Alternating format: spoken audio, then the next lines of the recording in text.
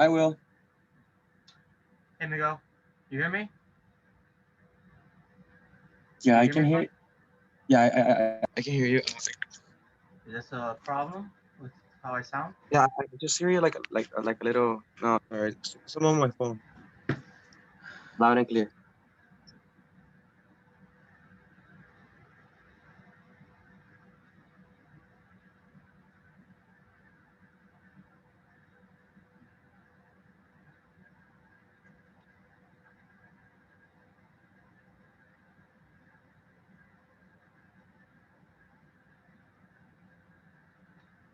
Hello, everyone. Welcome.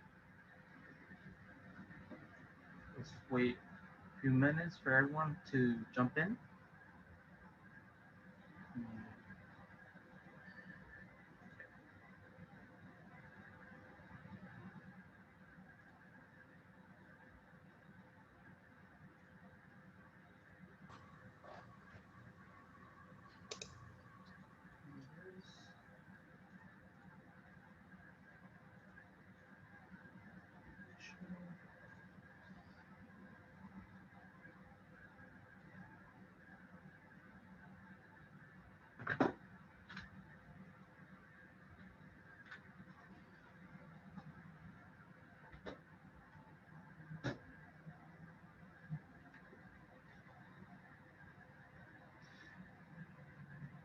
Can everybody hear me okay? Yeah, Is it acceptable? yeah, it's good. All right, thanks. Just want to make sure I speak clearly.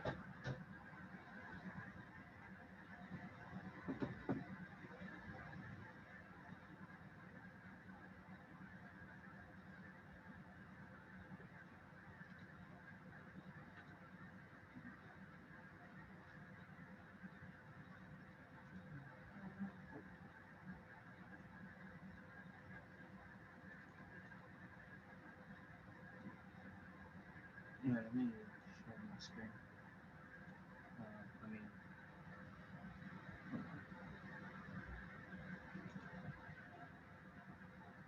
yeah, this is how I look like, everyone. Nice to meet you.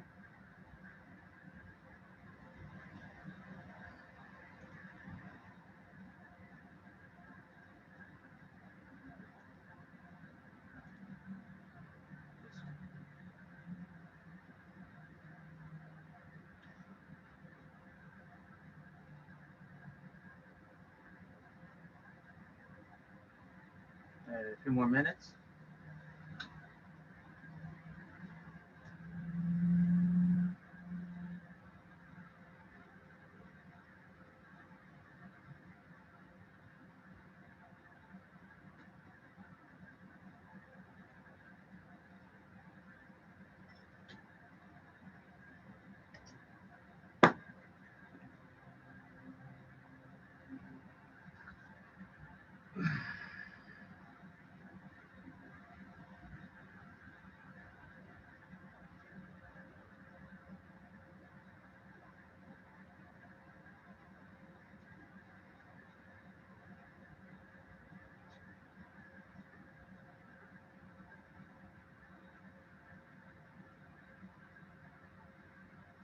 Okay, let's start.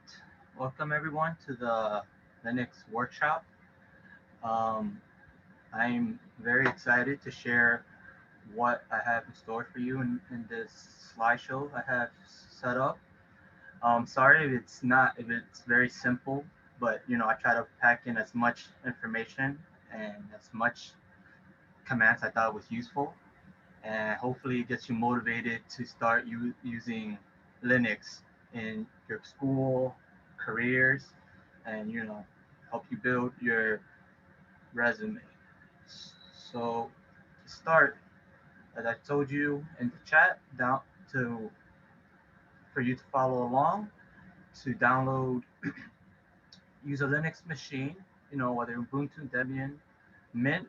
I'm using a Linux machine. You can see, I just want to show you, see Linux Mint here. So that's what I'm going to be using. Anything else is just fine. Let me see. have it open here. Yeah. Okay. Also, the Ubuntu WSL or Windows System for Linux works. Available in the Microsoft Store. You're able to work just fine with that. So without further ado, let's jump into this. So what's a Linux command? A Linux command consists of program name followed by options and argument. So down below, this is the word count command, and uh, this would be what a command would look like. This is the WC is the program, dash L is the option, and the argument is the my file. It could be directory, which we will go talk more about. See, as I wrote, say here, my file. My file is the argument that you want the program to read and process and yeah, and process. My file isn't only for files, but it can be inputs, output, or directories, or regular expressions. Okay, so the shell prompt. So before you type a command, you must wait for shell to display. Okay, okay. Display a special symbol to indicate that you're entering a command. Okay. It can be shown with a symbol, the $sign, or some other complete text containing, sorry about that, other complete text containing your computer name, username, etc. So as an example, here's my command prompt.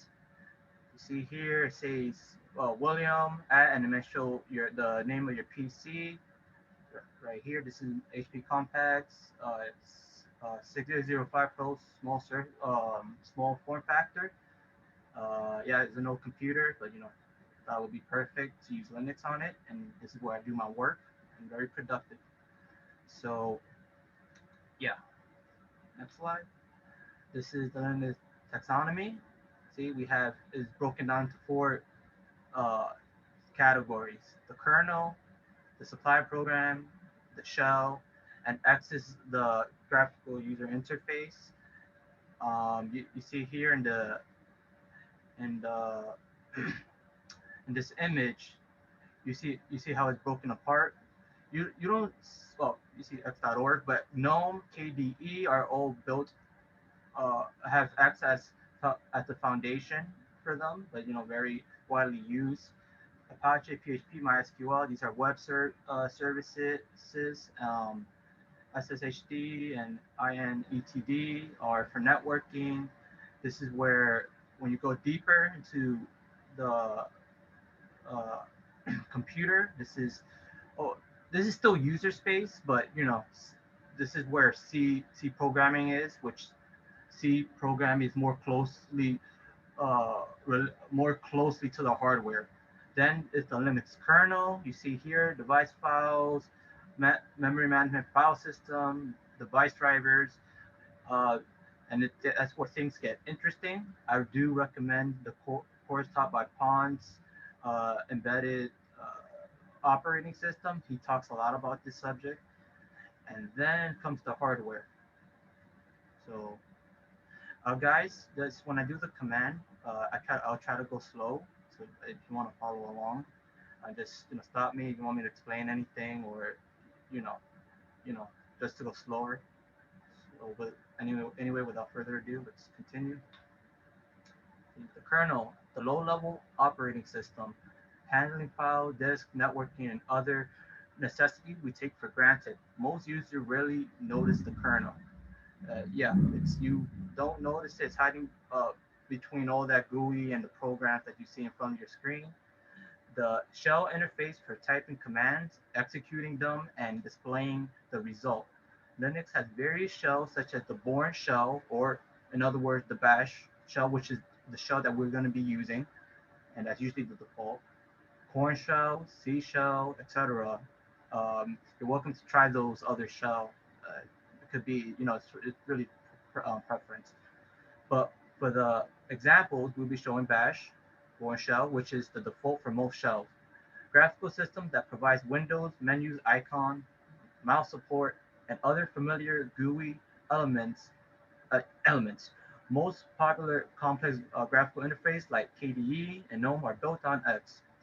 Supply program refer to programs such as web browsing, text editing, audio, video, and computer. Yeah, sorry, for the list of computer programming and much more. Then we have the next slide, managing directory.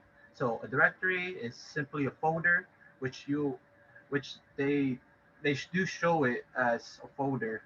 If you look at the GUI, see, so it represents folders, and these there you can call them directories, the same thing. So PWD, this is the first command introduced. This means the printing working directory or present, whatever you want to call it. It does exactly what it stands for. It prints the absolute path of your current working directory. So just to show you, I'm in my home directory. So pwd, see, so dash home dash, my user account. That normally when you first download Linux, it'll ask you to make an account, and this is what I'm using. That this for your the dash represents it basically represents the directory. Dash, the first dash here, that means it's the root directory, which we'll talk more in depth further along the way. So yeah, PWD may be great when you may get lost in where you're currently at. Then simply type this command, then follow with yeah, see the CD squiggly line, which means change directory, which will set your current directory to the directory you specified in the command. The squiggly line means the home directory. Therefore, you are changing to the home directory. So when I did the PWD, you see here, it actually show you your the directory you're in. That squiggly line there, but like when I said PWD, see, it shows the absolute path. I'll explain more about the absolute path, but this is the path taken to get to that present working directory. So to show you, see, so CD means change directory, dash is the root, which is where all the files are at. Actually, I'm gonna just get ahead of myself.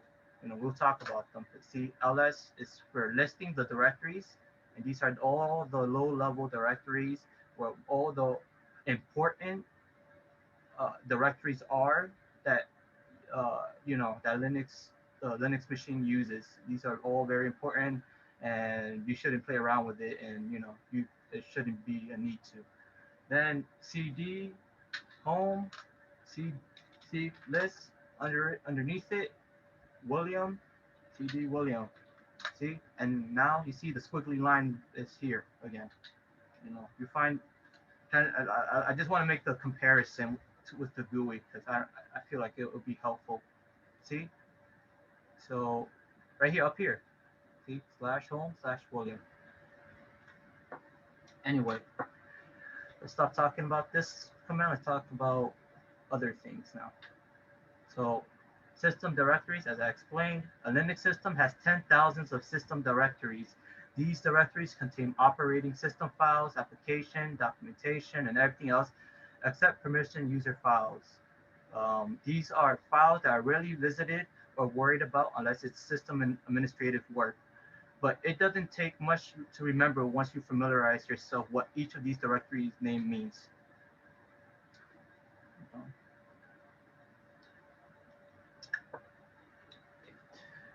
Next, so these are all what I just showed you. These are the system directories. Just showing you what that means. So you have an idea. You know, probably a good idea that you know what it is. Bin is the binary file programs that are located here. Sbin is binary file, but intended to run by the super user, which we'll talk about more later in the slide. But super user is the top dog of all the accounts that's in the system. They could do whatever they want. with whatever file, set the permission, do whatever the hardware, all that nonsense. Lib is libraries of code that are used for programs.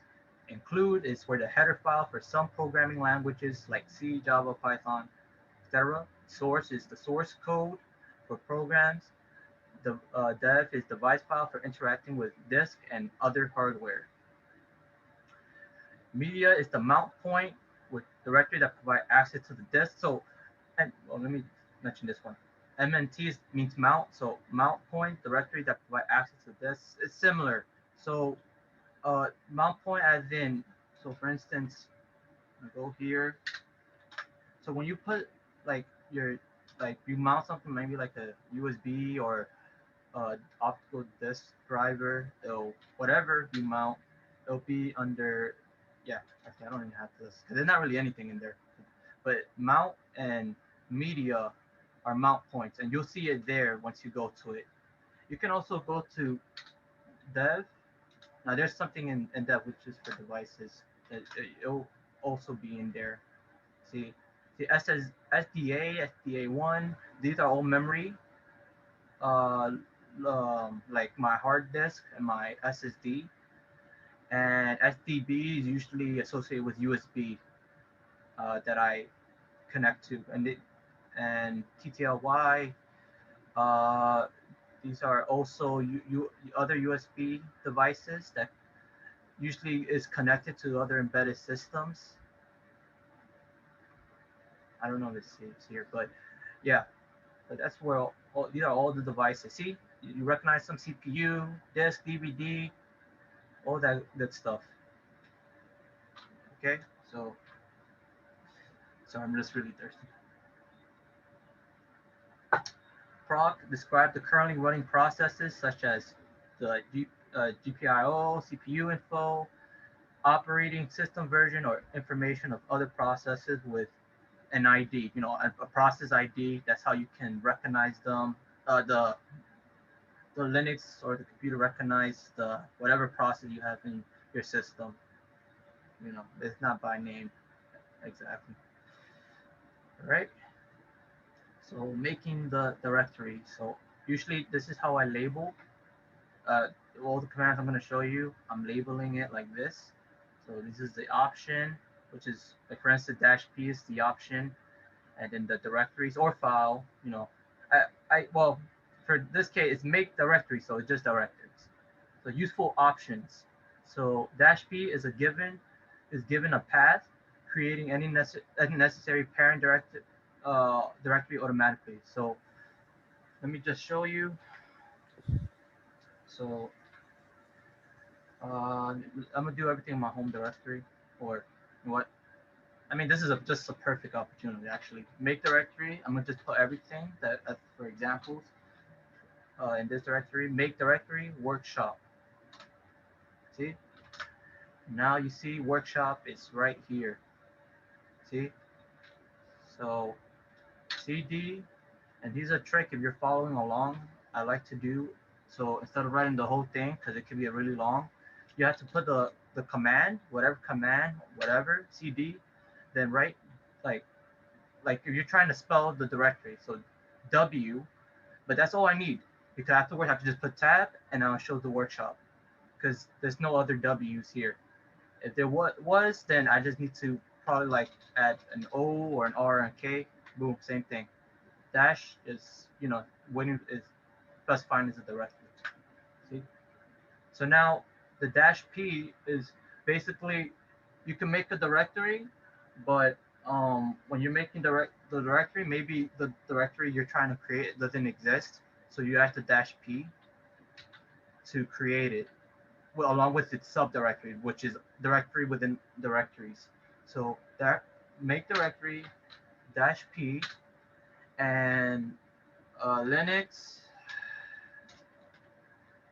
And I'm gonna say again workshop. Yeah, there's workshop there, but since it's a subdirectory, think of it like a different memory location. So it's completely different from that memory location for the the higher directory one, which is this one. So workshop, boom, created. I'm a introduce other commands that I didn't mention here because probably I didn't have time. But one of these commands that I like a lot is tree dash v. Dash v means verbose, and then dot.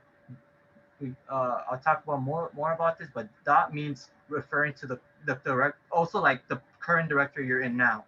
There's dot dot, which means previous directory. So okay, so maybe cd dot, watch this. Nothing changes because we're already in our current directory. And cd dot dot, see, if you look here, you see that's our home directory. So cd dot dot take us back to our previous directory. And you could pretty much spam it again. Like if you want to go more back, cd. Remember, I say dash means is telling Linux is a directory. So dot dot dash dot dot, boom, we're in our root directory. You got it? So now let's go back to where we were.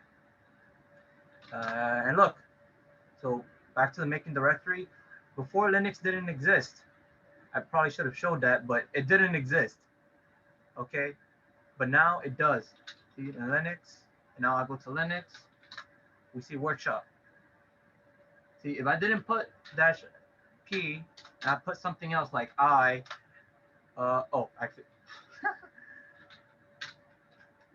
I'm still making the directory.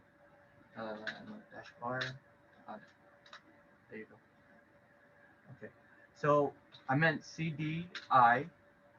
See, no such file directory is there. So when you put dash make directory I and change directory, now you're in it, right?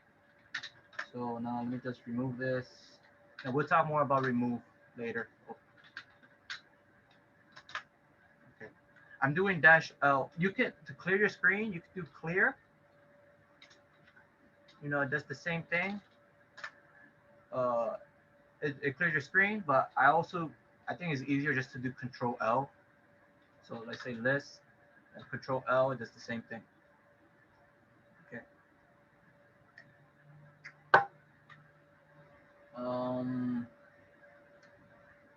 Yeah, dash M is to give permissions. I'm not gonna show you. Well, you know what? Screw it. I'll just show you. So just copy that. Make directory. Dash M 0. Because we're gonna talk more about this. 0-0755 MBR. Okay. So we make the directory. So what's the 0755 means? You're setting the permissions, and we'll talk more about this again. But basically, it tells it gives restriction to some users that can use it. Other users that can't. So usually you could do it. I show you the list command, right? Now you can do list dash L, and from all the way to the left, you see all the permissions. I'll tell you what that means further along the slide, but yeah, so the 0755 is what caused all this. It sets this. It's not, don't worry, it's not hard. It just you're just adding a few things. So okay, so see, and I was talking about this command refers to creating one or more directories. So this is a relative path. So anything, well, I should have started with absolute path, but this is an absolute path. So you start all the way from the root and then all the way down to the directory that you want, or you specify. But if you're, let's say, in home, then and you want trying to get to William, then you don't have to write all this. You could just put make directory or cd, change directory to William, which that's me. See, and it worked just fine. So see, so I'm in home directory. This is so me changing to a directory. That's a relative path. But I can do the same thing. There's no issue at all if you write the absolute path. So dash home dash William workshop. And by the way, it's okay if you don't see it, right? The tab still works. So let's say workshop, right? You know, I'm gonna go to workshop, so just put tab and it'll do it. Like it'll remember what it is. See, like you don't see the listing here, or you know, we're not there yet in our present directory, but it'll still, the tab will still work, which I find interesting. Okay.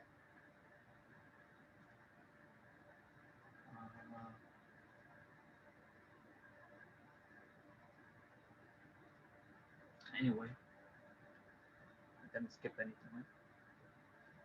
The heck? Let me wait. Let me stop sharing for a second. I'm going ahead of myself. I don't know what's going on.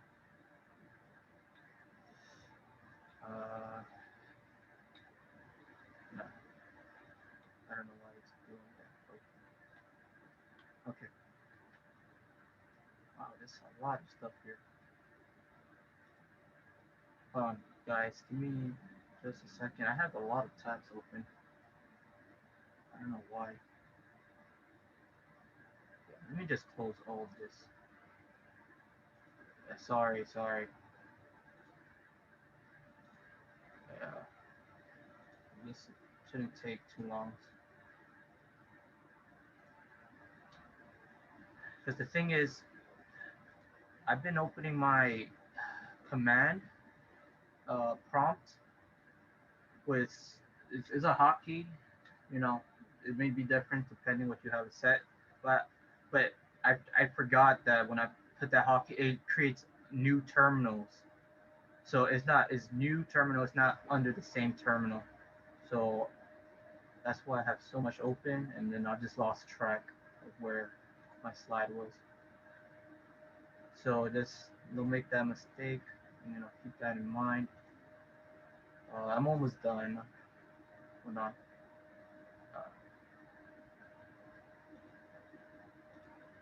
Okay. And now we're down to, okay. Let me share my screen again. Share. Okay, here we are. Instead, I'll just do this. You know.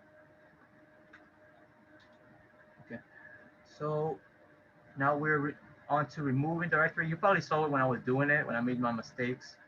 But if you create directories, then it only makes sense to remove or delete a directory. Yeah. So this is the form RM for remove option. You can do it with files or directories, but it depends on the option that you're using. So dash F means force the deletion, ignoring any errors or warning, which okay, let me just continue. Dash O removes the directories, you know, yeah, remove the directories, because I should specify more. See, the thing is, if I did RM for files, it works. It'll remove the file. Now, if I did RM directories, it's not going to remove it. So I need to put the dash R to remove the directory. See, there's another remove called RM dir, like, you know, make directory. So mkdir is rmd dir, but the problem is that only works when there's nothing in the directory already, and most of the time we're gonna have stuff in our directory. So instead use rm-r and dash I. It'll tell you, and I feel like dash I you should use, you know, a lot more. Because you never know, because sometimes you do things by accident. But it'll ask you, are you sure? Like, are you sure? And y-n means you press Y for yes, and then N for no. So I'll just show you. So now I'm gonna keep that here. So let me just go more down in the spectrum. Yeah, workshop. So RM-I workshop, and look what happens. It's a direct. Oh, that's what. You know what? Oh no. Oh, okay. I guess that doesn't work with directories that the dash I.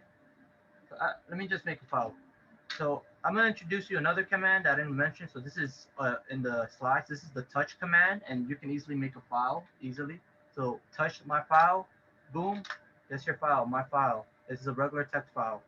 And you know, it's not only text file, you can, if you want, my file, you can be programming C, and then boom, that's a C file, right?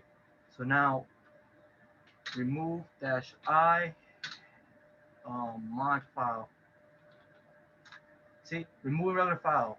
So you press Y, yes or no. So I'm gonna put no, and then it's still there. Okay, I'm gonna repeat the same command. So here's another trick. Another hotkey is that to look at your previous history, press your up arrow. See, boom, there you go. Let's not waste time typing the same thing all over again. So then now I put yes, boom, it's not there no more. So that's how it worked. It's just the only option that worked for directory is -R. Otherwise, I guess look, there's the rm.ir, and just I'm gonna just leave for an exercise. Just let you look at documentation for the remove directories, because I'm sure there's way you could use that command to remove directory even when it has contents, right? So, oh yeah, and be careful not to use with caution when using -R and -F option in combination, because that just it's just bad. It'll, because if you delete anything, it's gone forever. Remember that. So in GUI, you delete it, okay, it's probably in the trash can, so you could just retrieve it back. But if you delete it in Linux, boom, it's gone forever. It's like kiss goodbye, you know. So now we're gonna, so as I mentioned earlier, the super user. User one. Some commands can be run successfully only by administrators, a special user with permission to do anything in the system. They can even access files from other users that uses the system. This is why Linux is great for enterprise programs and all sorts of work. So such a user is also called the super user or the root user. When using sudo, the shell will prompt you with a password to enter to become the super user. It requires your password. So for example, sudo and then word count. Anything you can use any command. If you use sudo, it's gonna ask for your password, and you're executing that command as the root. Okay, how you do it? I'll show you in the next slide. So more on super user. To make your super user power last for multiple commands, you can run the shell, which, see, like I said, Bash is a sort of scripting language in Linux, and yeah. So that's an example. You can use sudo bash, and you running at the root user. So let me just show you. Clear this off. So I can make my directory, right? Sudo make directory. And you want? Let me just make a file that said touch example. See, it asks for my password. So your password is, since I'm, yeah, so, okay, this is, should I mention that? Okay, you know what? So that you put your password that you established when you first downloaded Linux in your VirtualBox or Ubuntu. So it's my, and this is my my William account password. So, not gonna see it. So, haha. So now I made my example. So, okay. Let me see. Let me see. Let me try something for a second.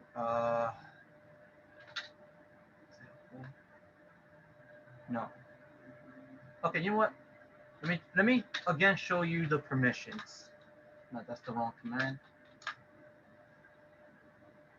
Okay. So the first one here, the first spot tells you if it's the root. Okay.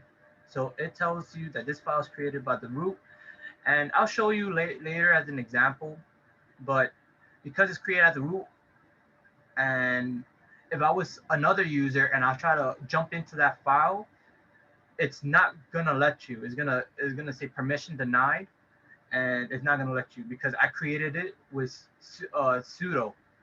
You can only jump into it if your account has those sudo privileges. I'm not gonna show you because it's actually takes a lot of work to do it. You have to do it in the bash rc directory. So I'll show you. So it's located in the home. So if you put ls, there's also ls dash a means for all. So look, if I put ls, it's not going to show it because it's a dot file. A dot file is a hidden file, so you're not going to see it. So you put ls dash a, you're going to see dash bash rc and all these other one dash profile. That could probably be in this one too. But that's where these are configuration files. So that's where you probably when you have the users, you configure it and you add the user there, and then that probably gives them pseudo privileges. But again, I'll leave that as an exercise. We're learning Linux commands here. So see, another way is to use the su switch user command. But the difference is that it requires the root password. Okay, not knowing it means you can't use this command. This password is created during the installation of Linux. Now, I don't know my root password. I forgot. So I can use it and show you. So actually, that's an example of itself. So I can't use it. So so if I put the same password as my user for my user, my William account, I can't do it. It doesn't work. So now, but if you do know it and you remember it's su-l and then you put your user. So right here, Sophia, and that's how you do it. Now, on the next slide, I'll explain what's the difference.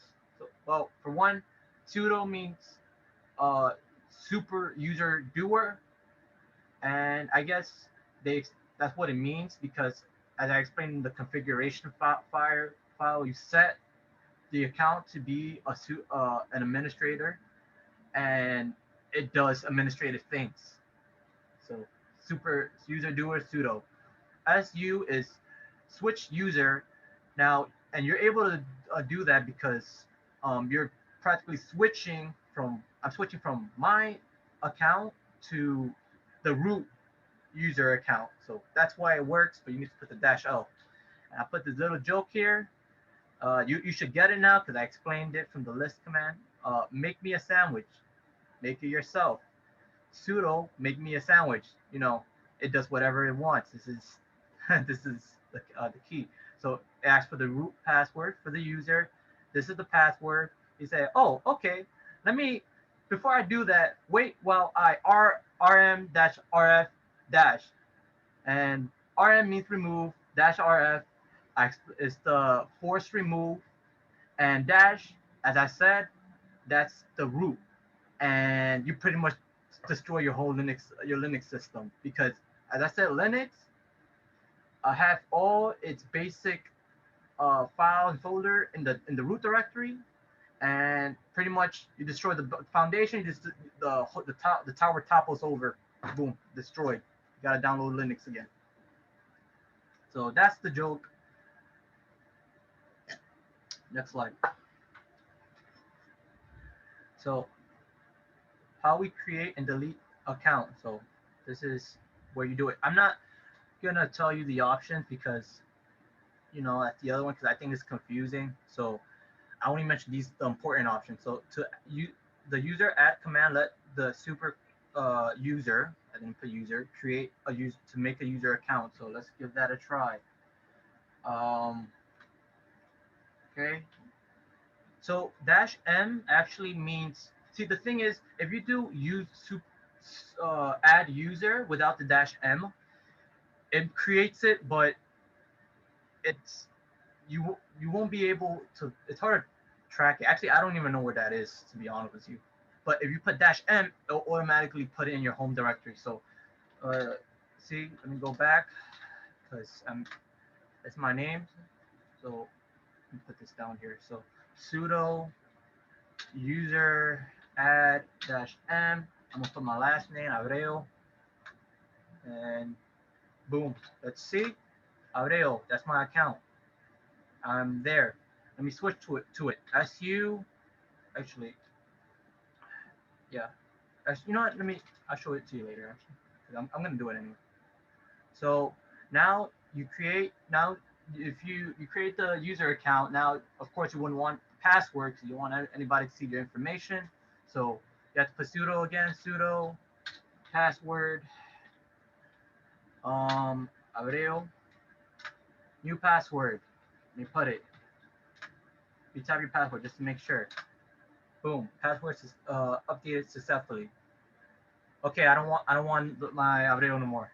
So sudo user delete dash R. Remember what dash R means? Because I mean it's technically, remember it's a directory. So remember remove. That only works for files. So dash R remove the directory. That's how I remember and think about it. And then boom. So mail spool. Okay, I'm not gonna explain the concept of spool. It's related to like how printers works and all that. I'm not gonna get into it, but that's where it's located. And I'll just check. See, it's not there no more.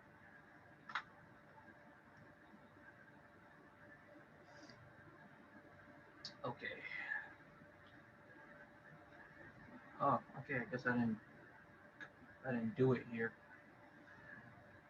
Okay, let me see. Let me do it.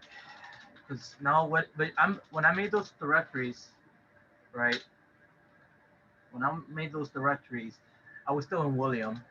So now I want to go to William. User add dash M Abreu. So you use SU, let me see, Abreu. Password. Actually, no, I didn't even create a password. Let me see. Okay, let me cancel everything. Yeah, because I didn't really make my password. So sudo password Abreu. Okay, 2047, 2047. Boom. Okay. Now switch user Abreu. Password 2047. Boom. Now, how do I know I'm in Abreu? Here's another command that I didn't put in the slide. You put who am I? Abreu. Let me see, and it does the same thing. Let me go back to William. Password, this. And who am I? William. Okay. You may notice why this is not color coded to this. I believe it has something to do because William is part of the super doer and Abreu is not. I will have to go, like I said, in the configuration files and make it a super user. So Abreu cannot use administrative, you know, work. What he can't do any of all those pseudo stuff.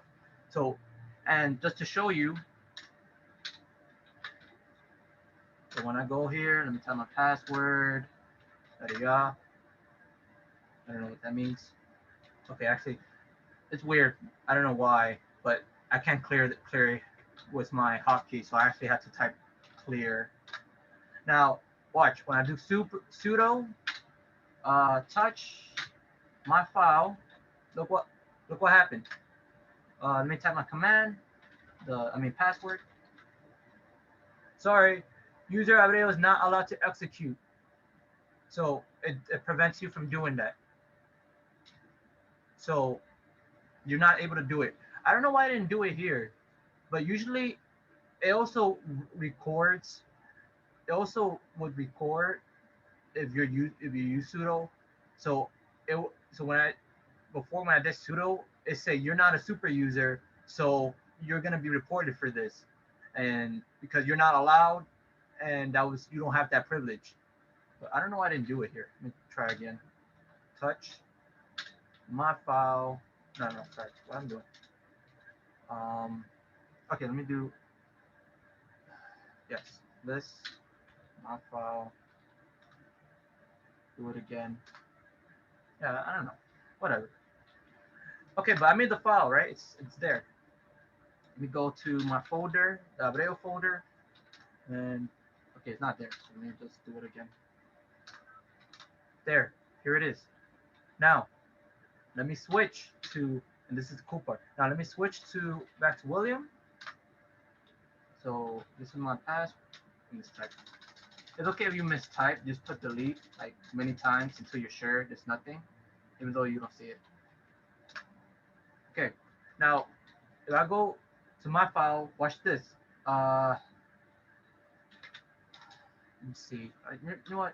Let me put Vim. Vim is a editor. But you know, a text editor. You know, and for Linux, there's other like Nano.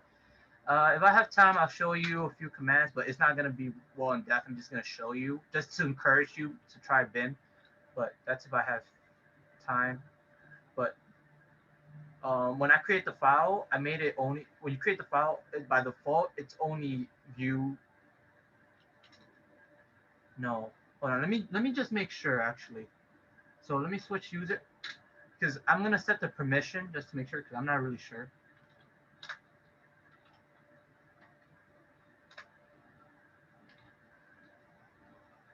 Let me try it again. Remove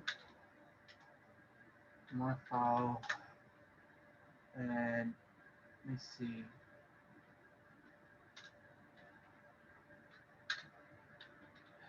I remember 60 my file.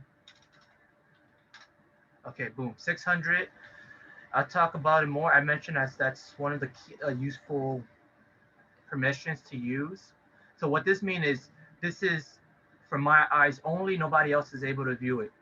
That's what 600 means. And it's useful to remember these because you know that way you don't have to be adding. Like I'll show you later on. William. Okay. Where am I? Okay. Remember our command, William. Okay. So here it is. And it also show you the permission. Now let me go into it. My file. I guess I was able to go into it.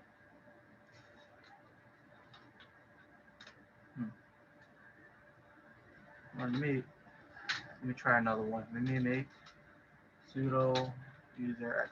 I really want to show you guys. I really want to show you. Let me say John. Okay. Sudo password John. Put this as my password. Oh, didn't.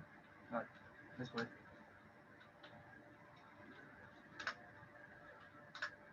Okay, there you go. Let's go to John. So now we're gonna be John, right? So we're in this file. Let's see if it works. Okay, I need to set. Okay, look. The point was, okay, I'm not. Maybe this is not the right permission, but the point was, if I was to go to the inside the file, it will say permission denied. Okay, because if I put the right permission, it was for my eyes only, no one else. So that's what was supposed to happen. But if I was, and it's the same thing if I was the William, right? If I went into it, it'll say permission denied. But if I did sudo whatever view it, you know, Vim my file, then I'm able to look into it and you know invasion of privacy. So you know that's how powerful the super user is. You have multiple accounts and you could do whatever you want. You can see whatever you want. You know. But that was the point I was supposed to make. But I just forgot the permissions. Okay, we'll talk more on that anyway. So we already talked about the listing. Let's see option and file. So it lists out the content of the directory you are currently in. The listed content will contain information on the attributes of the file and directory.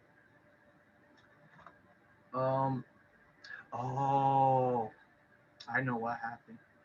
You know what? I'll go back to that question what I was doing when I get to the permission part. So list out content of the directory you are currently in. The listed content will contain information on the attribute of the file and directory. Those goes really well with CD because you can check if the directory has the file you want. You can list the current directory or the given directory. So I've done some of this. So in the when I did a few demos of the of other commands. So the important option are dash A, which means all, dash L, long listing. D is listing a directory, don't list the content. But this is self-explanatory. Those are really the I'm only listing the option that I've used and are useful to me. There's probably more options, but I don't really use them. You could do your own research and see what works for you. Okay, so file protection. Every files and directory have an owner who has permission to do anything with it. Typically, the user who created a file is the owner, but this ownership can be changed. Also, the owner can give permission to a group or certain people to access the file. Lastly, the owner can give permission to all the user with the login account. You can think of it as giving access to the public, how it is for Java or C++, similar concept. So what kind of permission are we talking about here? So this owners, group, and all user has each their own permission to each have their own permissions, and these type of permissions are to read the file, write, to modify, execute, to run. So this is not only exclusive to files, but to directories with those same types of permissions as well. To see those permissions I showed you already, you can type the command from what we learned before, ls-l, and the permission I show with a few letters in the far left. For example, I showed you. Okay. So, see, let me just do an example. -L. So that dot means we look back, we go to previous directory, and then we go to this directory, the William account directory. See, now ls-l. See, so now I'm just trying to, let me just make it smaller. Thing here. Okay, so what is this? I'm going to tell you what that means. So the first position here, D, stands for directory. Dash means file, right? So I'm going to show you another documents. I should have files here. So let me see. Oh, okay. So maybe hotkey. See? Oh, no. See, dash for file. All right. So there you have it. Keep forgetting to put dash up. So now the first three is, see, so this is for user. So this is read, write, execute, and this is for for you yourself. Then we have group, read, write. They only have read, write permission. Dash means there's nothing in there. It's not same thing as regular file because it only applies to the first one, but this one that means there's no permission. You don't have permission for that. And other, this is just read. So you see read, write, execute. See X, W, R.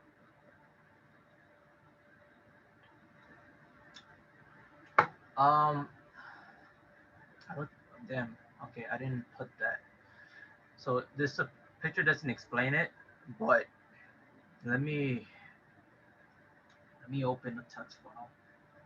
You know what? Let me just use it then. Let's screw it. Oh, max. Oh, 10. Okay. I'll explain to you when I get the chance. So for insert mode, so okay, read, write, execute. So each one has a position, dash, dash. Let's say this is the example. So this one dash, another dash, another dash, and another dash. So okay, so okay, so let me see. Let's ignore this one, the first position. Now for it's in order. So read, write, execute. That's the order. Now the number. Remember the number I showed you. So it's represented by 4. That's represented for read. For write is represented by 2, and for um actually yeah. So for execute it's 1. So what you do now is that if whatever you and you use them in combination by adding them, right? So so if it's for user, let me just be consistent. For 2, and then maybe I'm not organized. It's 4, 2, 1. Okay. So for user, for the first group, he has read, write, execute privileges. For groups, read, write. And for all other users, they can only read. So when you write the numbers, right, which I'll explain more later how to change permission because I wasn't able to do it in that other example. So when you to combine them is you add them. So 4, 2, 1. So 7. And that's the max. That's the max you can go. That's basically these are octals. So you know how octals you go 0, 1, 2, 3, 4, 5, 6, 7, but there's no 8. You start again. So then it's 10, 11, 12, 13, 14, 15, 16, 17. Then then next is 20, and so 7, and then that's for users. Then 4, 2, that's 6, and that's so they have read and write. So that's what the 6 mean, read and write, and then there's 1. So this is the privileges you set, and I'll show you again. But in that other example, I was supposed to put change WN, change ownership, or you setting the permission, and then you put 7, 6, 1, or in my case, what I would try to do in the other one, 6, 0, 0, and then you put the file, my file. All right, but that's how it was. That's how it was supposed to work. So yeah, hope you get it, guys. You got it. So now I don't want to save this file, so I quit. I don't save it. Okay. So that's the explanation. All right.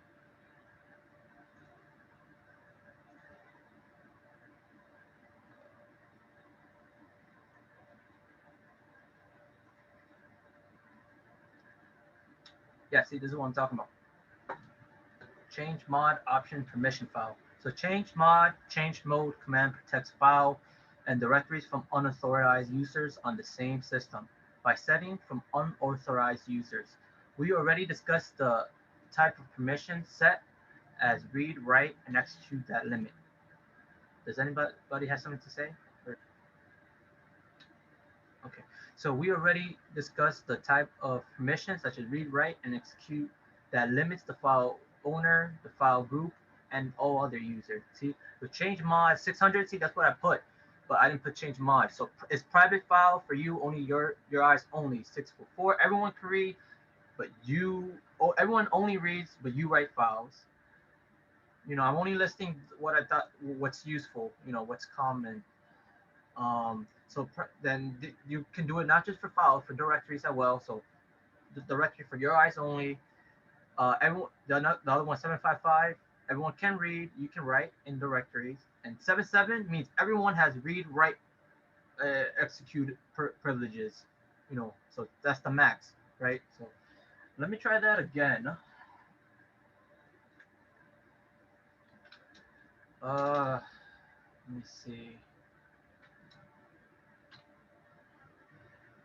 Which user? Sophia. Not Sophia. That was the example. This is the one that I set.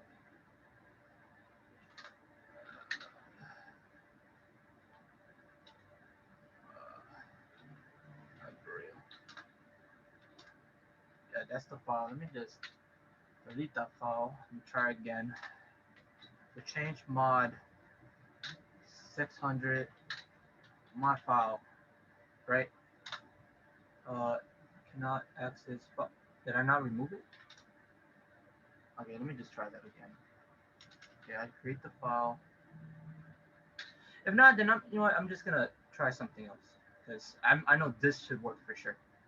Okay, so mod file 2 change owner 600 mod file 2. Okay, changing ownership to mod file operation not permitted. Okay, now that's what you would expect from the other one. All right, let me just keep it simple. So I'm kind of getting tired of that. So I'm gonna put sudo. So remember William has the sudo doer privileges. So touch file, my file, right? Okay, sudo. So that's the root user. Switch to Abreu, right? So where is it? Wait, my direct. My file. Yeah, there it is. My file. I'm blind. Okay, let me see if I can open that. If not, then I don't know. This should work. You know what? Maybe I'm probably missing something, but technically, what happened before that should have happened, but I don't know why it's not happening here. It was working when I tested it, but it was not. I'm not sure. But that's how it's supposed to. It's change ownership. Just play around with it yourself. It's very useful, you know, for your eye if you want to keep things private to yourself. But it's so weird. I don't know. It's acting up. It wasn't having this issue. All right. So let me just exit this. All right. So sorry about that, but you know, just play around with it. This should definitely work. I probably something I'm not doing right. See, yeah, see, here it is. So another form of okay, let me this is an easier way of doing it. Another form of setting permissions. It consists of 3 parts. So the scope. So these are U for user, G for group, 0 for other user, not in the group, A for all user. If you don't use any of the options, then the default is applying it to all user. Okay, I'll explain that to you. So the command in the part of the command, plus means to add the permission, dash means to remove the permission, or equals to set absolute permission. So it pretty much, so you have a file might have a set permission, and you know, this is the command, right? And if you put so let's say we create this file and it have user group. For user and group, it has read and write permissions. Now, if we put change mod again equal read or write, it overrides everything, everything. Because this file could have like we didn't mention it here, read write, but maybe the user had the group was able to execute and the user was able to execute. But if you put equal and let's say you put plus W only, everybody only have the right permission and have no read and no write. So let's see. Let me just do the let me see if I can do the example. What's he doing? Come on. Let me try that. Okay. No. Actually, no, I have to do it with that one. So my file. All right. You know what? I don't like it when it's there. Yes. Let me go to workshop that I created for that purpose. So, okay. So, let me see. Touch, my file, right? Change mod. Let me try. Let me see. So for users and they can only say, yeah, say read my file. See, now let's go to it. And see, I put it wasn't set before, but see, users read.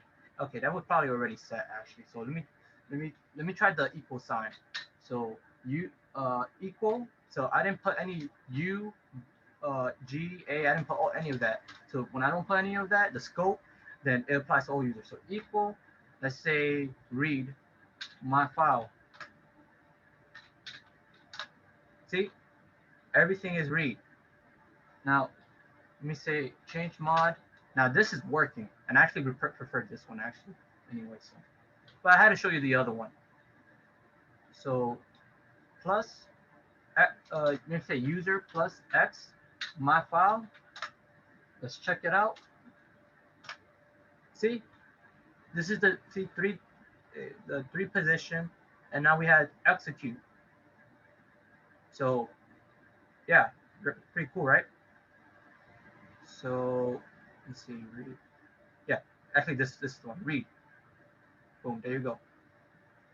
But okay, actually yeah. So this is what I wanted to show you. So that's how it should work. That's how it was supposed to work in the other one, but I'm not sure why. Um, let me just to check it out. Let me see if this works. So let me maybe dash to remove. Let me say I had a brain fart. Group. No. Oh, yeah. Okay. So anyway, so u dash let's say X my file. Boom, it removed. Right? Now let me check again. If not, then I'm just gonna leave it. So O for all other users, let me remove the read on my file. Okay, now not there. Let me try this again. Okay.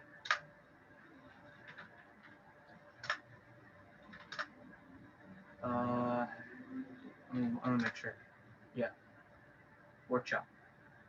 And it has my file. Okay, so let me see if I can read in it. Okay, I don't know. I don't know. It's having issues. But yeah. But anyway, let's move on. Let's move on.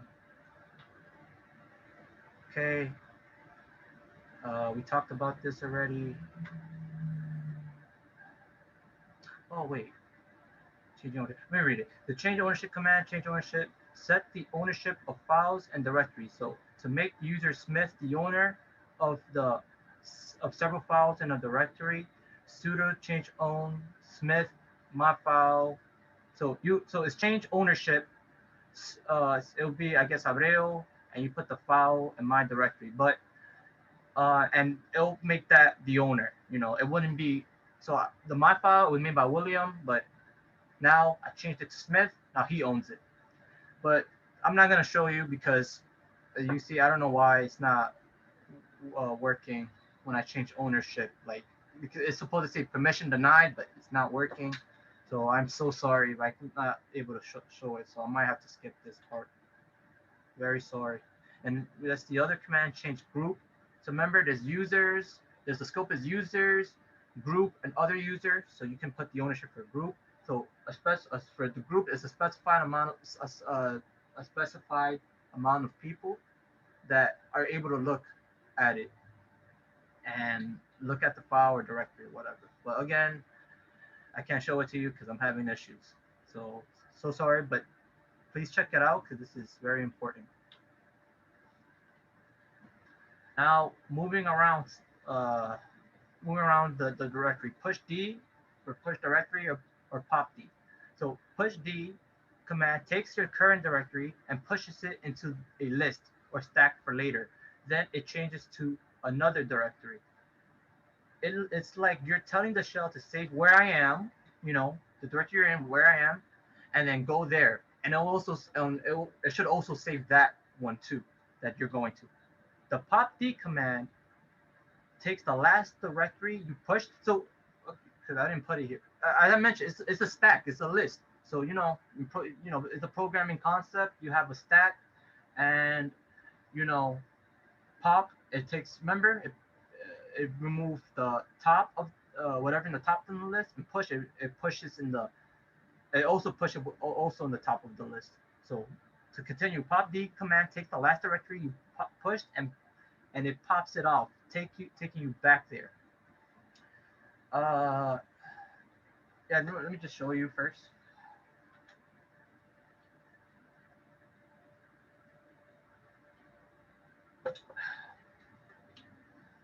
Okay. Okay, so push D, right? Push D, that's the command we're gonna start with. And we're currently in the home directory, my William home directory. But let's go to, I don't know, documents. But see, this is the difference. You need to write the the absolute path of it, actually. Okay, so what you call it? Okay, but actually, yeah, you have to write the absolute path, but it's okay because the squiggly line, remember, it does that for you already. Remember? Um, so see, it does the absolute path already. So dash home dash William. So it does that for you. Take it care of. That's why I'm gonna use that for the example. But push D. All right, and let's go to desktop. Right? No, that's not how you spell it. This. Okay, no, no. Let me just write the whole thing. Desktop. All right. Boom. This is the stack. It doesn't look like much, right? But remember what I said. You save you when you push D, it saves the the the home directory that I was in, and it also saves this what the directory I'm talking about, the squiggly line dash the home directory slash desktop, and whatever directory you're in, that's in the top of the stack. Okay, so remember that. Now you want now you now this is the beauty of it, right? So now if you put now you're in desktop. Now if you put push D, now you're in home directory. So basically the point of this is you might be working at two different directories. You're and they may be so far apart. Now with push D, it helps you. You don't have to waste time putting dash home William, then desktop, and yada yada. This is boring. This takes forever. I'm lazy. I don't want to do that. So that's what you only write it the first time, then push D. You switch back and forth. You know. Now let me show you a better representation of that. But before we continue, now we have the dash n option. It prevents you from going to the directory you are trying to save, right? So remember when I say it saves the point where you in, and then it also goes to that directory and save that. Now I suggest now after you made that you started working with the directory stack. That's what they call it, the directory stack. Now I think you should use dash n and all the time now at that point, because the problem is it's weird now because now when you put push D, and I'll show you. Now if you let's say you want to add something else in the stack, right? Documents, and let's see practice, right? And you say you push D. No, actually, let me go one step back. Okay. And now, okay, remember it saved that the point you're in, and then it goes to that directory, right? So push D, and then C, practice, right? And see, it saved it, but where's the home directory? Remember, I put the home directory should be there, but it's not there, and that's the weird part. And you probably didn't want that to happen. And I don't understand why it does that. I don't have an answer for you, but that's why. Let me. That's why I say use instead push D dash N. So now, what again? I'm in C practice. It stays there, but it doesn't save it, but it'll go to that directory and save that you specify, and it'll save that, right? So let me do an example. CD dash dash. Okay, let me bring it up anyway. This, I said this is the stack, right? But this doesn't look really pretty, right? It looks pretty disorganized. So what you do is and I mentioned this in the slide, but you put DIRS and it'll organize it for you. Or no, sorry, DIR. You put DIRS because let's say you clear it, but now you don't want to use push D, right? To see anything, because it'll mess up your directory stack. So you put DRS, and boom, you see it. Now, as I said, it doesn't look great in my eyes. So DRS dash V for verbose, and boom, it organized it.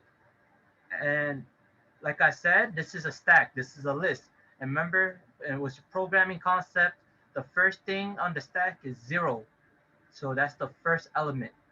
Then 1, then 2. 2 is the next element. So that's how it works. And I suggest you use this. Let me take a drink of water. Okay, so where was I? Okay, so I was gonna show you another. So I was gonna push something else in the list. Let me go back to the home directory, and let's say I want to go to I don't know, pictures. It's not working. I don't know why it does that sometimes. The tab, like sometimes I have to reset it, like close the terminal, but the tab don't work. Let me say Vim pictures. Weird. Okay, yeah, it's my terminal is weird, guys. I just no idea. But pictures, right? Not Vim. Pictures, right? And now push D dash N. Actually, let me go back actually, because I'm actually, my bad guys. I'm supposed to be in C practice, right? You know what? This is a perfect example.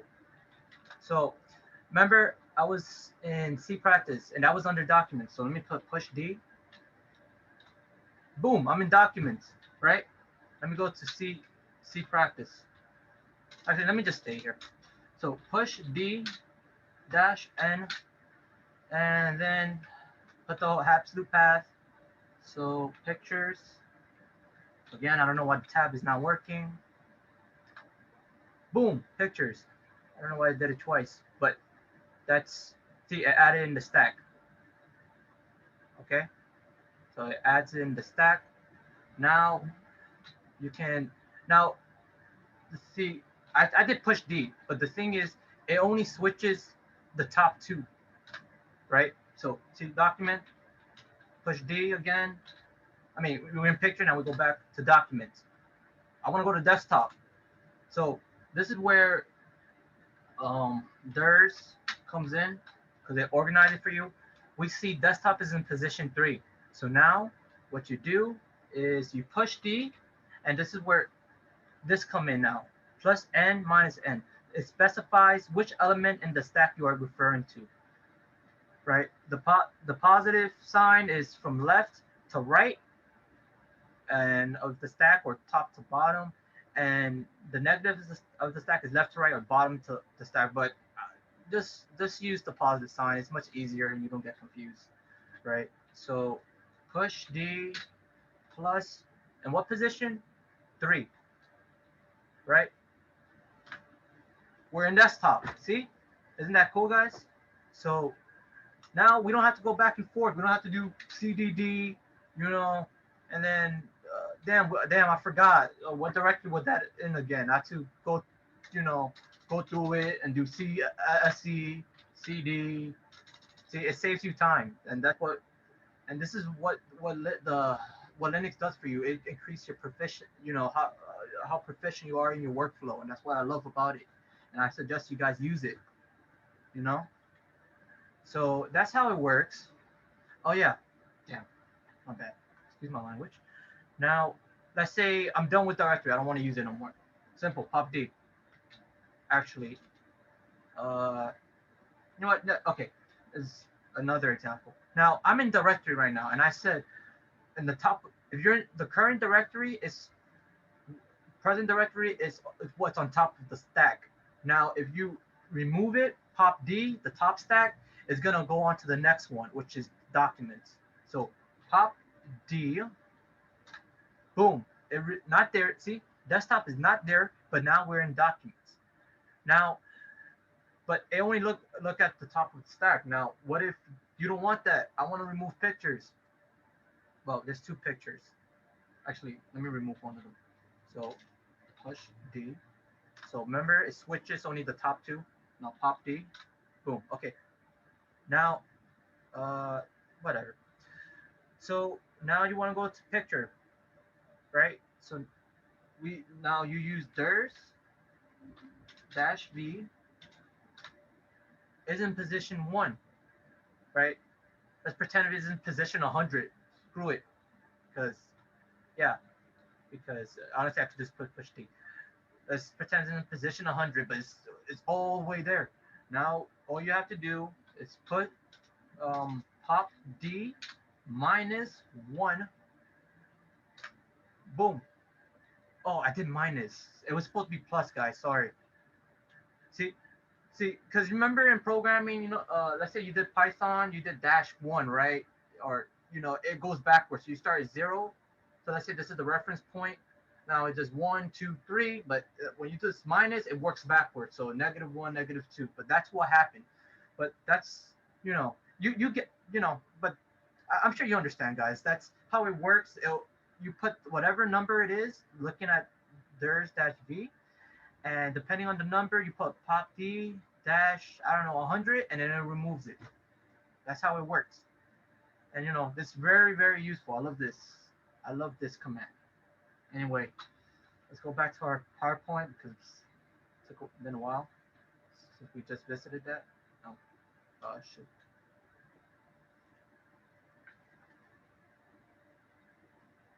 So that's how it works, guys. Pop D, push D. Now copying a file, same thing like you do in GUI. You copy directories or files. You know, it has a copy command, and yeah, it has that too. It has everything.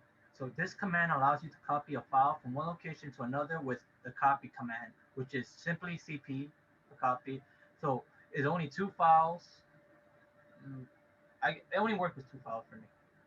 I guess in this case, I guess this is where you would use GUI because unless there's not one I know of, with GUI you could just drag and drop. So I guess that would be easier. But if it's only 2 file, honestly, you know, to save you the time of just pressing the icon and whatnot, it's CP my file copy to another file. Okay, so let me just show you because I love examples, and I'm sure you guys do too.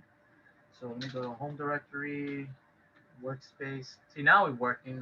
Tab, it didn't work before, now it works. Okay, so let's see. Let's screw around with my file. So let me see. What should I do? Sorry, I had a brain fart. Yeah, we're doing copy. So I'm gonna show you this command, but here's a new command. It's actually on the slide, but it's the echo command. So what it does, echo command allows you to print. You write a string and then it prints it in the output, right? So I don't know. Hello, everyone. Right? Hell, everyone. Sorry, guys. So yeah, see, there it is.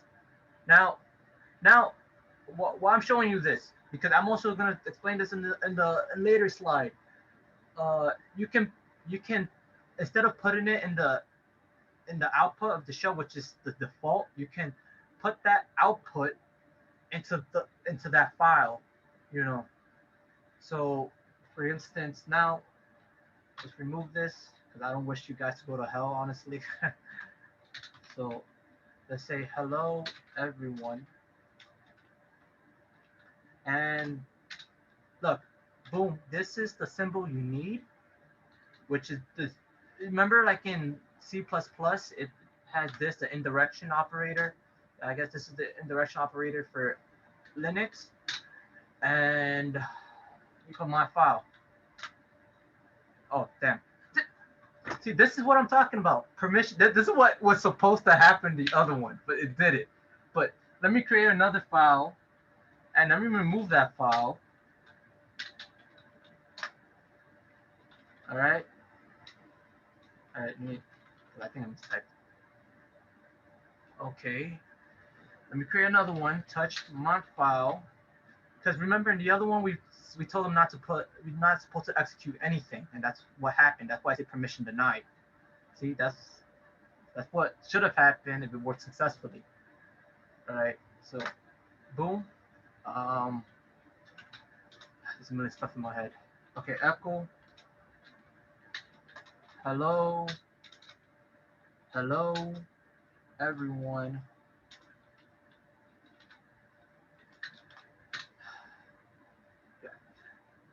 My file.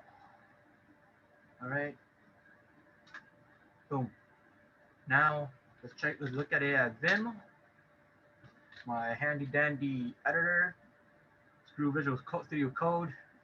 Nah, I'm joking. I love Visual Studio Code. It's just the difference with Vim is just that it's. I love you're dealing with the directories and all that in the terminal. You might be dealing with cybersecurity, IT stuff, and it just you know I don't want to go back and forth. So just see, I would do this. So I create a new file, boom, and then Vim, see, and then I do the editor stuff, and then if I want to go back, then I think it was and no, I remember CT. Man, I'm having a brain fart today.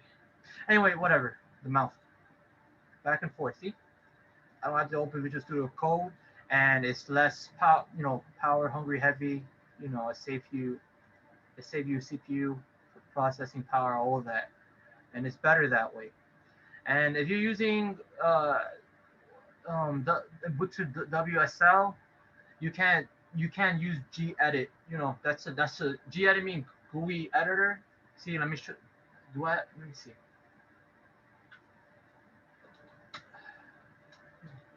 Gedit. Is it downloaded for me? If you don't have it downloaded, right? See, this is what pops up. See, but if you're using subsystem for Linux, you're not gonna have this because it's graphical stuff, and this is graphical stuff for Linux. And Windows have its own graphical GUI. It don't use, I guess, X. So you would use Vim, or Nano. See, I don't think I have Nano downloaded, right? Oh, it does. It's by default. I don't know how to use Nano, so I wouldn't know how to get out of it. So I'm gonna delete it. Let me see. Shift L, close terminal, and create another one. What we're gonna do? Okay. Damn, I lost. It didn't save me there. Workshop. So if you don't have it, just do sudo apt-get install. I don't know, Nano. If you don't have Vim, and then once you do that, make sure you do sudo apt-get. You could do it separately, but I like doing it together because you have to do sudo apt upgrade, no, update, and then like how it is with logic, and sudo apt get upgrade, and then you do minus y for yes, because the thing is when you upgrade it, it's gonna ask you, are you sure you want to do it, yes or no? Of course I want to do it, so dash y. See, and then it asks for your password, and then it upgrade. But I'm not gonna upgrade it because for the sake of time, it might take forever. So to cancel that, Control Z. Okay, I'll update it later. So yeah. Oh man. Sorry guys. So let me see. It was back to the copy command example. So my file, right? Uh, we put something in it, right? No, we didn't. Oh yeah, we did. So now So let me create another file. My file 2. Okay, copy my file, all the stuff, all the content in my file, and my file 2. But just to show you, there's nothing in my file 2. Nothing. See? Nothing. See? Like it's like I'm a magician, you know. There's nothing in the hat. So now if I do copy my file to my file 2, let's see.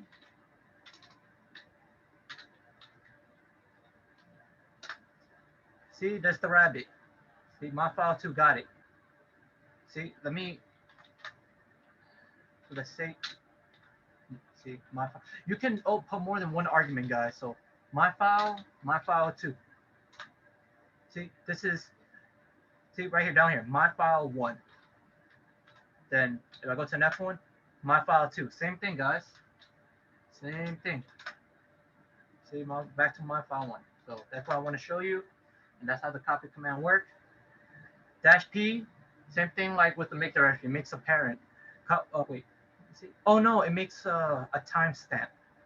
But I guess it's not that important. All you guys want to worry about is just copying. So next is the move file.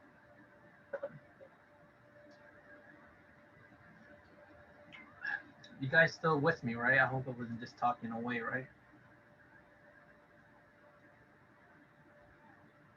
Anyone there who can respond to me? Oh, damn. I'm still here and I'm listening. Don't worry. Yeah, I noticed. I went ahead of myself, and I didn't know. I forgot about the chat, guys. I'm sorry. If you was asking any question, let me see. Let me just go through it real quick. If there was any questions, man, my bad, guys.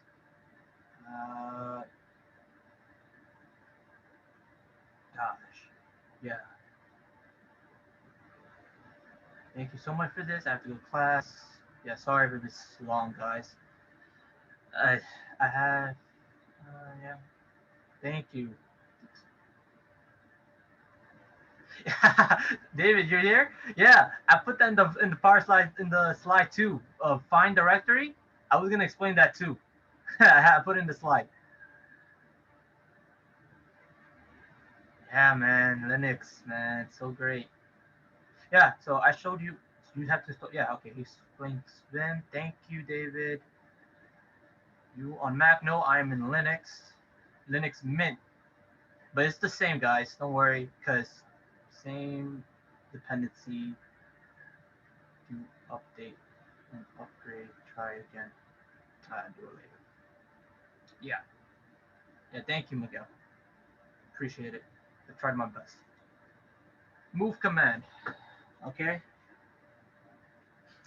Okay. Move command. I'm kind of tired, but I can last. I have my coffee. So move command option and just option. No, I'm joking. I forgot to put my files in my directory.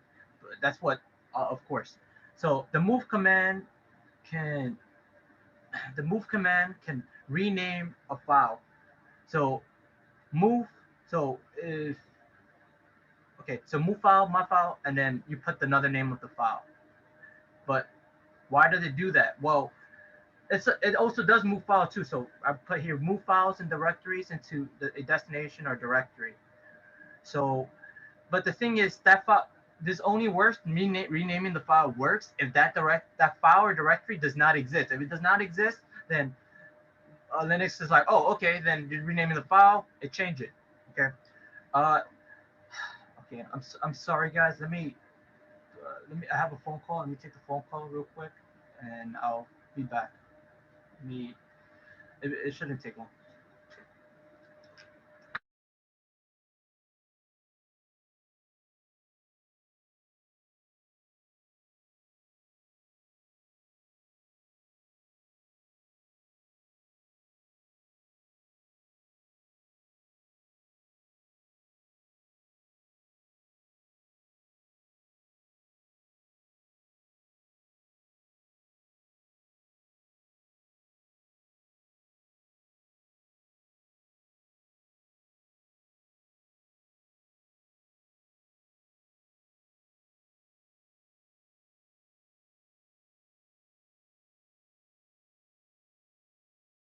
Back guys, sorry. Hold on. Let me. Sorry. Okay, so let me show you the example. All right. Let's see what I have here. Okay, so let's play around with my file. All right, move. Let me rename the file. My file. What doesn't exist? Another file. Let's see. Did it change? Another file. Boom. See? It changed. Okay, let me just finish with this slide. So now, what you call it? Let's say you want to move a file in a directory, right? Move Linux, my file. Let's move both files. You can do more than one. My file to another directory. Let's put it in Linux. I didn't. Okay, Linux. Let's see. Not there. Is it in Linux? Yes, sir. See, my file to another file. See, it's there. Guys, if you leave, don't worry. This is recorded. You can see here, so you can watch it later. So just want to let you know, okay?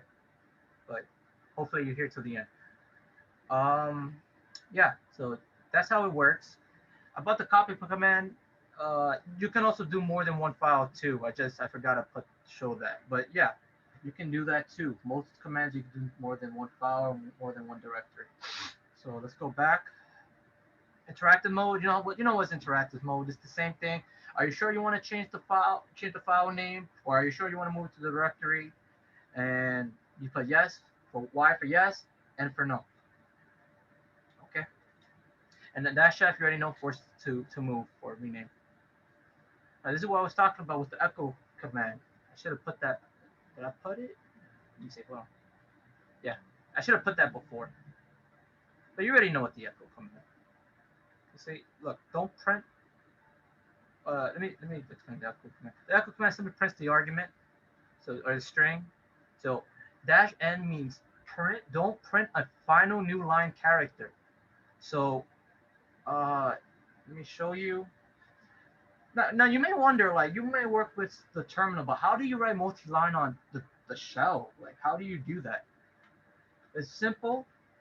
You could just all you have to do is you put comma the double quote, and then you press enter, and boom, you're in like you can write multi-line now. So yeah, hello,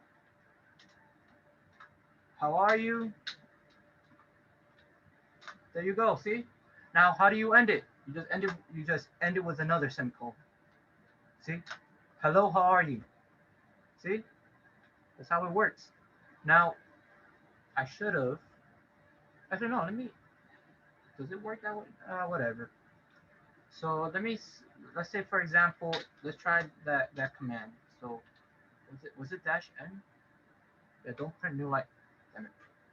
Don't print new line character. So dash n hello how how are you?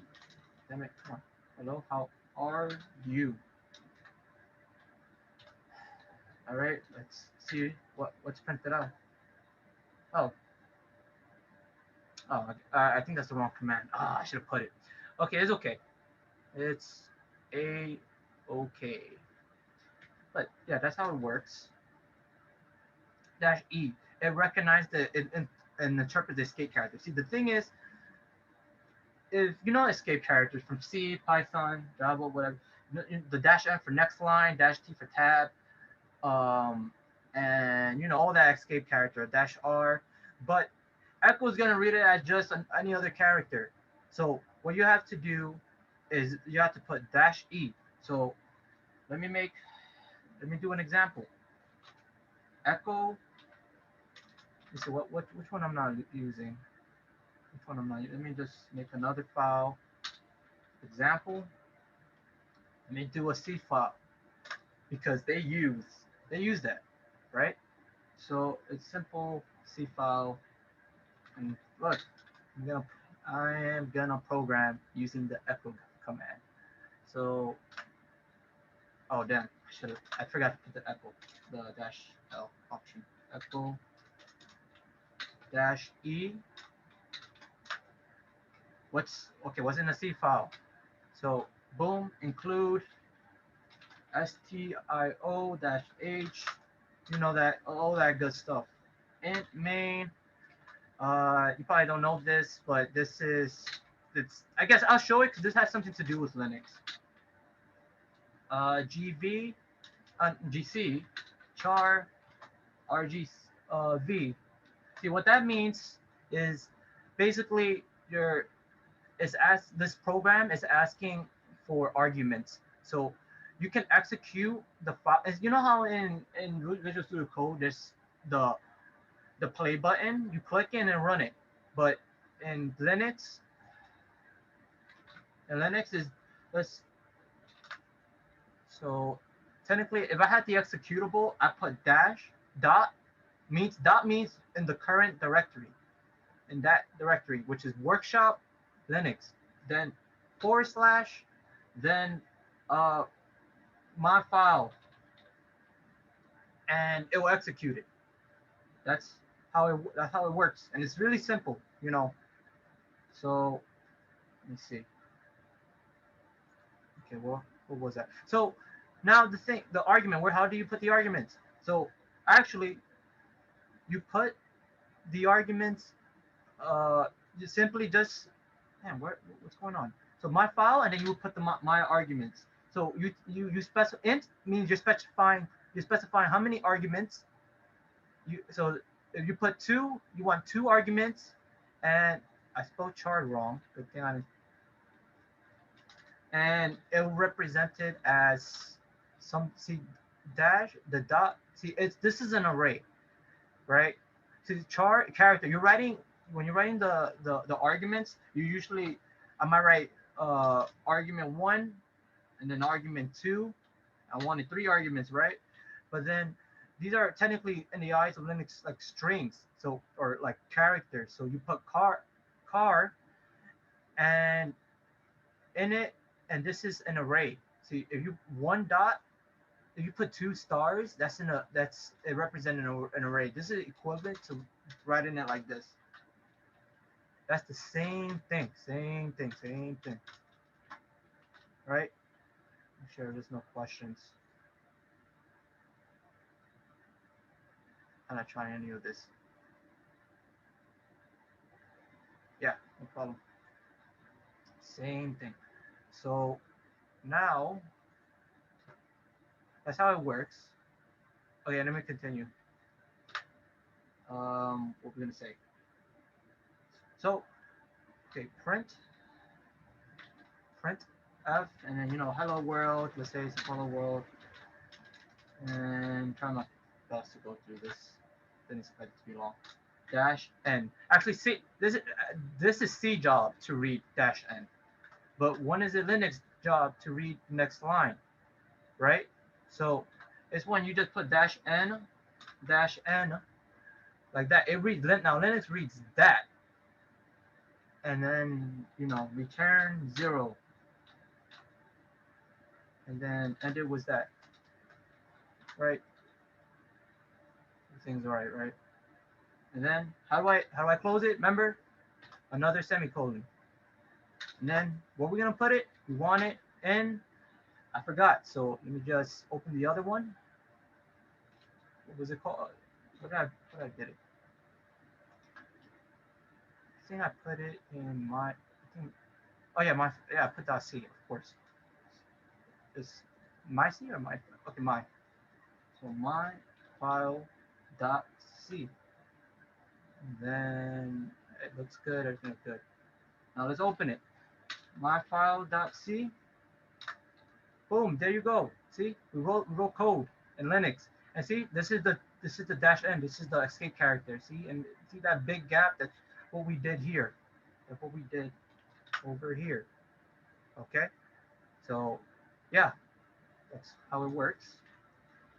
And I'm just explaining all the other characters. Oh, sorry, to skip one. Indirection.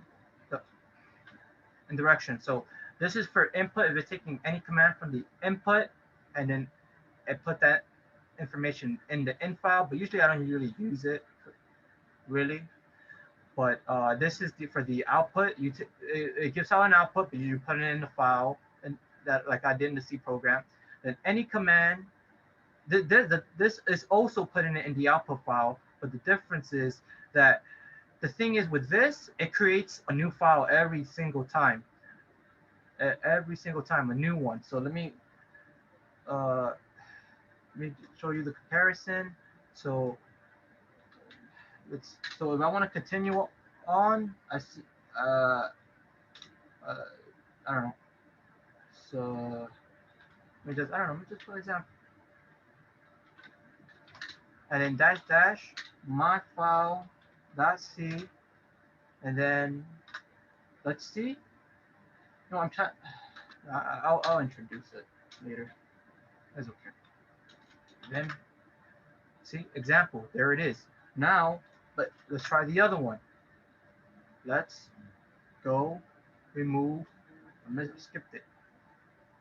Forward. Let's remove this. And what do we find? My file dot C. Boom! It removed everything. See? So probably that could be maybe useless. I guess the double would work better. So yeah, and the last one is this one. So if you're doing C, oh, I guess this wouldn't work in an interpreter, but if you're using C, it will give you. No, actually no. Sorry, the opposite. It wouldn't work in C because it will check for errors and then it give you an output. But for like Python or Java, like interpreter language, uh, it checks, it execute what's working on one file, and it also include the error. And if you want to keep it separate, one file for one error and another file for the result, one file. So you put this file is what's gonna work, is gonna give the result, and then you put two greater sign for the other file to put the error. So if that's useful for you. Okay. Echo command, explained that already. View a file. Let me see. This is one of the ways to look at the contents of the file. It will page through the entire file one at a time. See, this is what I want to use because I kind of got tired of using Vim because just to show you the file. I just want to show you the file. So view file. If you're using Linux, is less, and if you're using Mac, is more. So I think less gives more features. So actually, these are useful options, but for the sake of time, I kind of want to move forward. So, see, so if you want to view it, less my file. Wait, no, my bad. Yeah, see, example. That's I forgot to remove the C file, but you can look at it like that. It has its own keystroke. So for file cursor manipulation, where to put the cursor, like Vim does, but yeah, you quit by Q. And that's how it works. Okay, let's move on. I think we're almost in the end, guys. So yeah, I think we're almost there. Let me also mention a few things. Also, there's another command if you don't want to if that's annoying to you to use less, you could use cat and then my file. Oh, damn it. Example, boom, there. And also for printing, echo is not the only one. I find this pretty interesting because apparently it also has a printf in Linux, just like C. That's why C, other than Bash, C is basically kind of, it's like the programming language for Linux, and that's why when you learn in the embedded operating class from Pons, you use C to communicate with the hardware and the kernel. So that's why C is perfect for Linux. So check this out, printf hello, right? And then just like the only difference is like you don't put the parentheses, but see, you put the string specifier, and then what comes next is world. You put whatever you want to put in the string specifier. Hello world. You can also create variables too. So world, I don't know, world equals 1.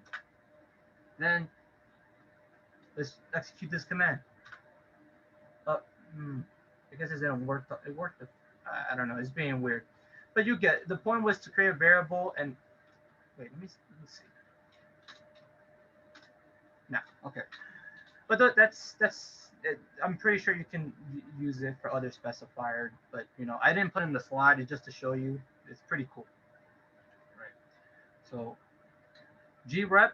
Love this command. This is good for programming. If you're looking for header files, looking at header files, and you're looking for a certain function, struct, whatever it is you're talking about, this is the way to go. So it prints all lines that you've given for me. Hold on. See, okay, no question. It prints all lines that you've given, right, for the file. For damn it. See, I was gonna use the fine. Come on. It prints all lines that you give for a pattern in the file that matches the same regular expression pattern. You know, this pattern. If a file, we have a file called random lines that contain I love eating pizza, and we search for pizza with the random command, then boom, we have this command. And so look, grep, all right, eating pizza is the argument, and then there's random line, and then it prints out pizza. Okay, let's give it a try. Let me go to, did I wrote it in one of them? I put example in one of them, so I'm gonna use the one that has the example. So grep, let's say we're looking for the word here, example, right? Let's check all the file.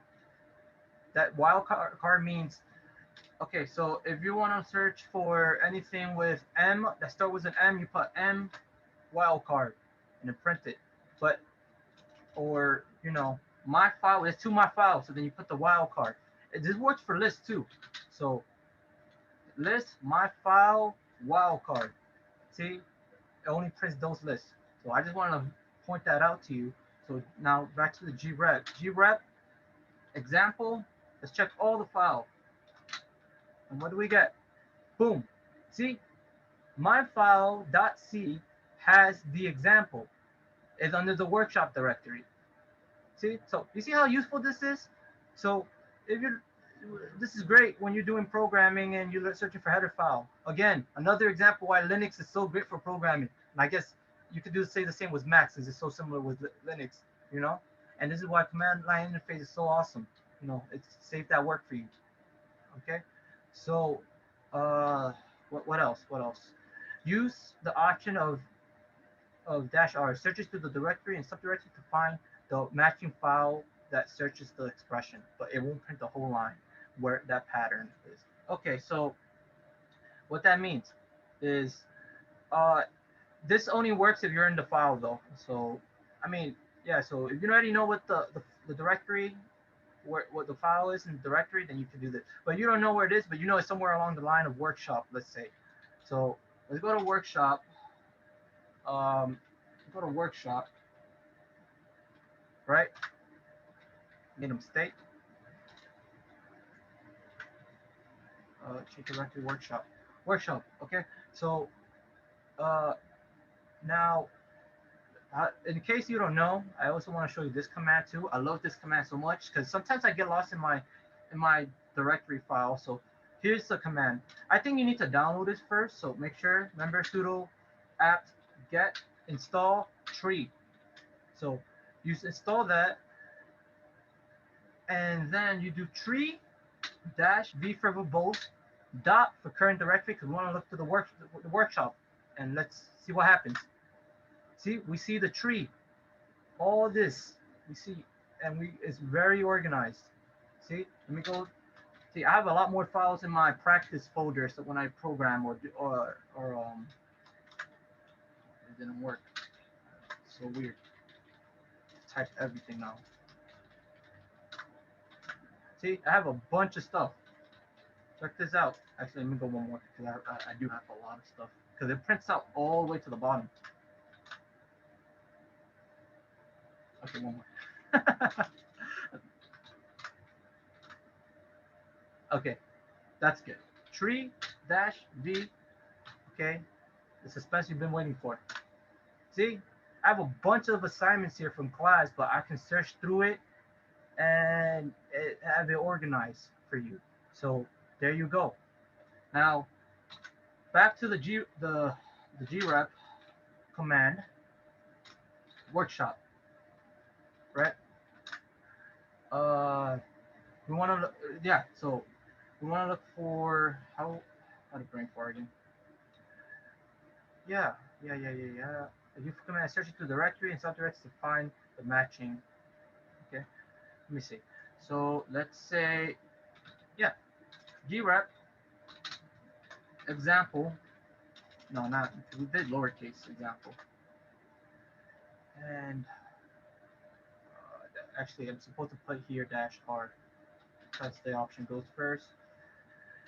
And let's put dot for current directory. Let's see if it works. Boom. See, this is our current directory workshop. It's in Linux and it's in my file and it has example. See, that's amazing. That's amazing, bro. I don't. If you don't think that's amazing, then I don't know. But that's how that works. Now, I think this is the last one. Finally. The find command searches one or more files and their subdirectory. For files matching certain criteria, it works over 50 options. You know, it has 50 options, but those options are confusing and I don't really use them. You can search for them at in your own time, but there is a syntax and it's awkward, not very easy to remember. So I'm only showing the specific command that I mainly use. Find home, type F. So F is for file, D is for directory, dash name, my file, dash print. See, it's so long, but you know it's so useful. And you know I don't know it all, so I have to look for the manual. I have to look through the manual, and by manual, I didn't. Like for instance, you want to look at the list, put man OS, boom. So you're the manual with all the options. You know, that's how I set up the slide. I looked through all this. So,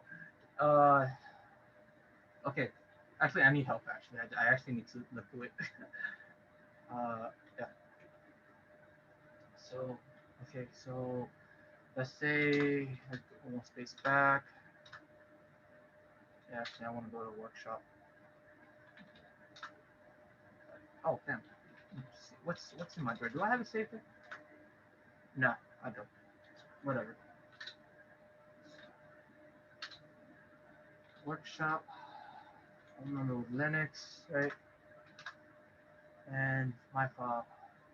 And let's go one step back.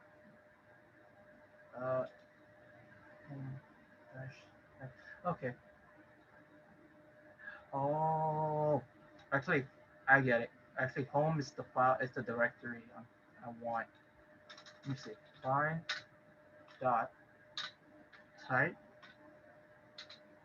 name my file dash c print. No. Okay, let me try.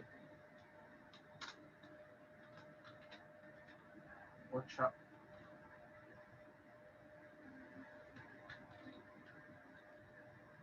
Didn't you forget the type, No, I put type which is here.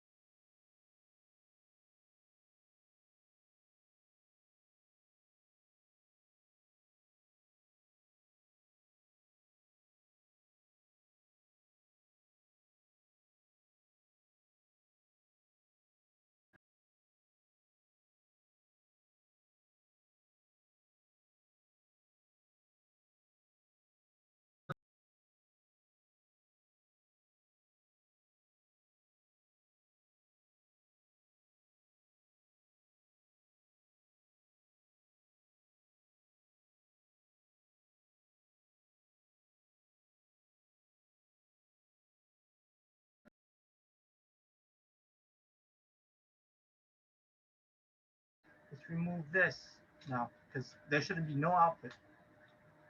See, no output. They're the same. So really useful when you're practicing programming in your programming class. So yeah. So now, thank you for coming. That's the last slide. Those are all the commands that I use and I find useful, and I hope it's useful for you too. I encourage you to use Linux. Is used in many of the jobs that you're gonna look in your career and field in IoT, cybersecurity, embedded system. And there's 1,000 more commands I probably don't know, and they're really useful. And I have to study them, but make sure you keep like a note inside a sheet, and so you can remember those commands and just try make an effort to use it because you can remember them. It just takes time. And I wanted to show you Vim, but that's for another time. I'll save it for another workshop because I'm very exhausted, and I'm sure you guys are too. But again, thank you for coming. Okay, everyone. Any question? Let's stop sharing. And yeah. Stop recording too. And